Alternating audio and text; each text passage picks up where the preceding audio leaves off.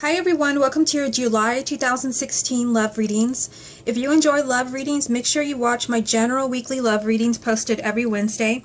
And if you would like a personal reading, I will put a link down below. I hope you enjoy your reading and have a great July.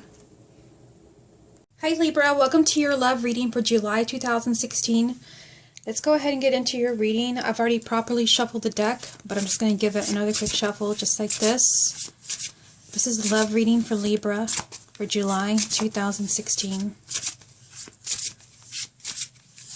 Love reading for Libra, July 2016.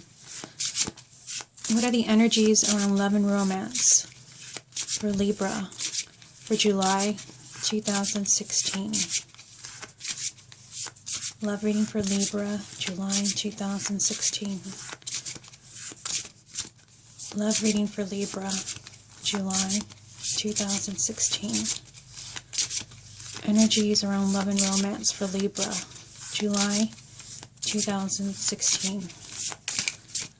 Okay, so let's go ahead and get 9 cards for you, Libra. First card is going to be the 9 of Pentacles.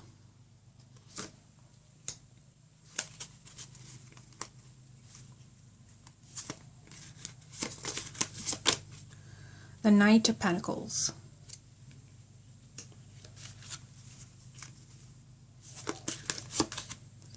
Queen of Swords.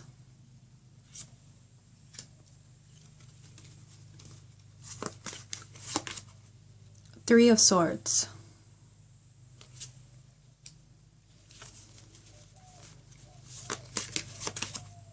The Empress.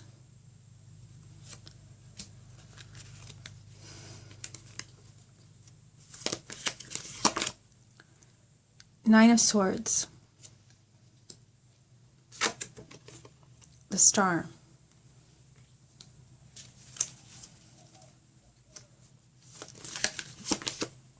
Eight of Swords. And the final card for you, Libra, will be this one. Ace of Swords. Okay, so a lot of things going on for you. Let me kind of lift everything up so that we can see all the cards as I talk about them.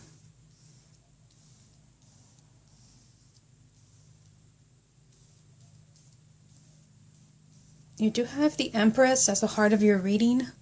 So this is very positive. This is telling you that you don't have to settle for so-so relationships. You don't have to settle for someone that's just kind of giving you part or half of what you want or you deserve. You can have it all. The energy of the Empress is always abundance and happiness, especially in a love reading. Like I said, this means that you don't have to settle, that you can have a happy relationship, a balanced relationship. You can also be successful in other areas in your life. You don't have to sacrifice your career for your love life. You don't have to sacrifice your own happiness for your partner. And I see here that something is definitely going on. Let's start with the top row. 9 of Pentacles, Knight of Pentacles, Queen of Swords.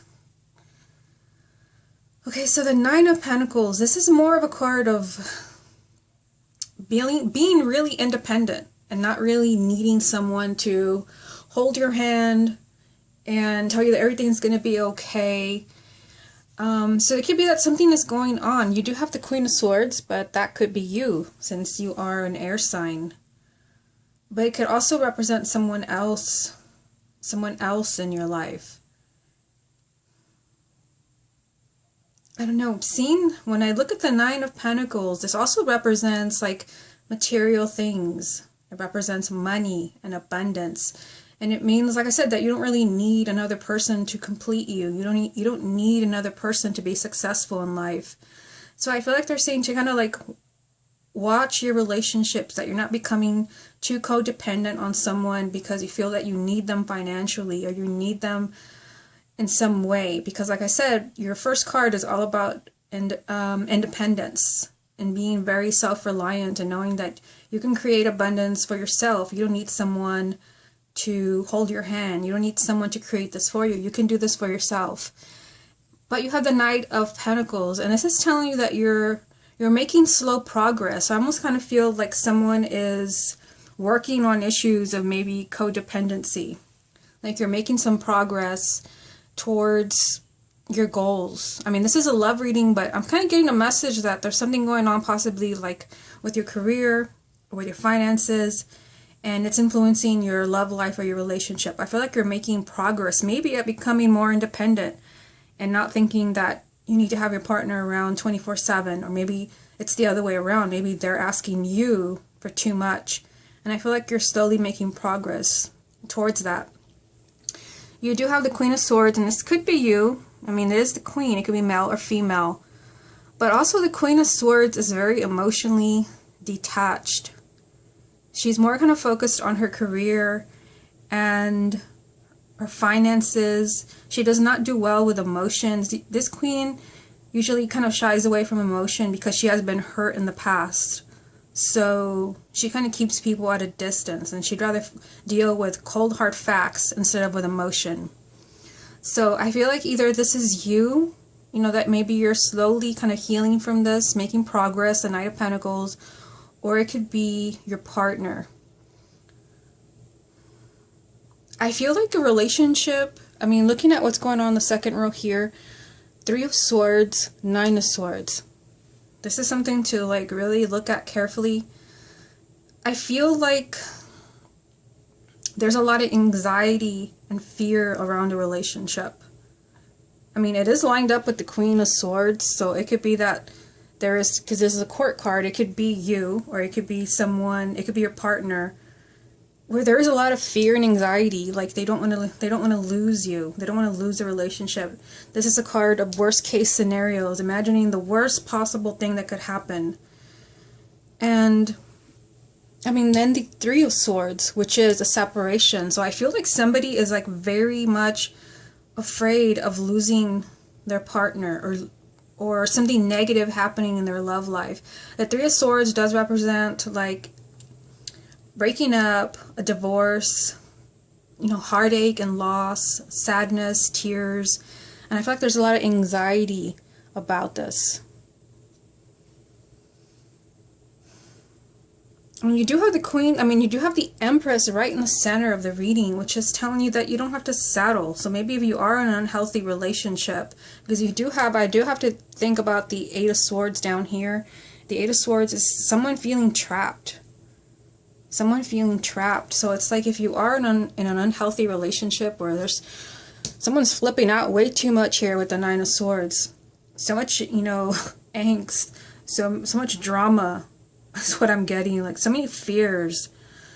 Someone could be thinking about a breakup. I feel like somebody feels trapped at the same time. The 8 of Swords is the energy of just like, I can't do anything about this except just kind of watch this unfold before my eyes. And I feel like you don't have to do that. I mean, you do have the Empress. I feel like this is telling you that you can have it all. You don't have to settle for something where you're just doing okay. And I say that because you have the Star. This represents your hopes and wishes. But also this card represents spiritual guidance. It represents your angels, your guides. It represents spirit in your life. I feel like spirit is guiding you where you are trapped, and they're guiding you to a new beginning. Someone needs to like wake up with the Ace of Swords. This is like an aha moment. This is finally putting 2 and 2 together mentally that this may not be good for me, or I need to do something to fix this. I mean, let's count them. 1, 2, 3, 4, 5. You have 5 cards from the Suit of Air. And yeah, this is kind of like a lot of like mental energy. And this is not an energy that you'd want to see in a love reading. Usually thoughts do not lead to anything positive. But I feel like somebody could be doing a lot of thinking about a relationship. Like, is this really good for me?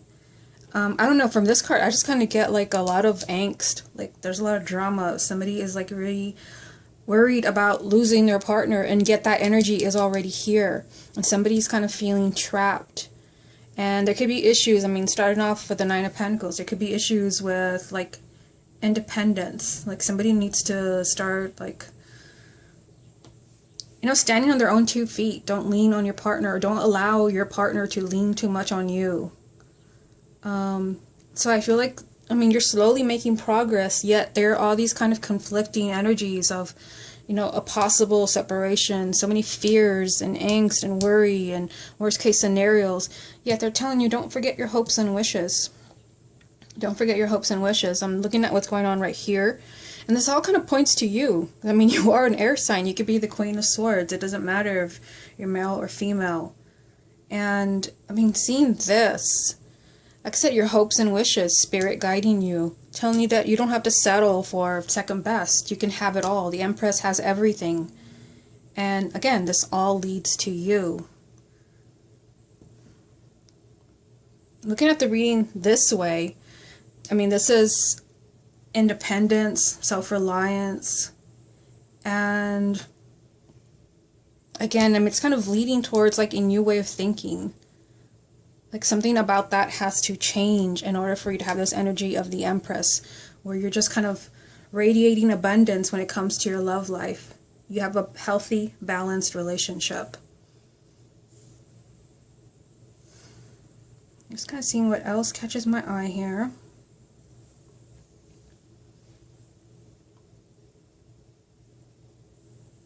I mean, looking at the reading like this, like I said, your hopes and wishes and spirit, yet there is, you know, this energy of like parting ways or breaking up.